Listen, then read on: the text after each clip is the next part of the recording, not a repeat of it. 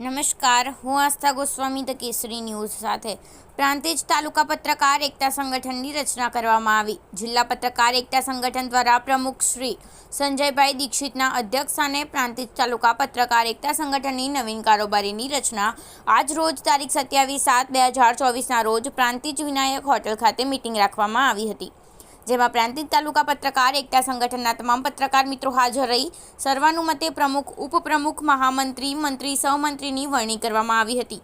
જેમાં પ્રમુખ તરીકે ગૌતમભાઈ ડી મિસ્ત્રી, ઉપપ્રમુખ તરીકે મિતેશભાઈ ડી શાહ, અલ્પેશભાઈ કે નાયક, મહામંત્રી તરીકે મનુભાઈ એસ નાઈ, રાકેશભાઈ પરમાર, મંત્રી તરીકે સંજયભાઈ બી પટેલ, સહમંત્રી તરીકે રણજીતસિંહ બી મકવાણા, ખજાનચી તરીકે સુનિલભાઈ કડિયા, આઈટી સેલ તરીકે અશોકસિંહ બી રાઠોડની સર્વાનુમતે વરણી કરવામાં આવી હતી.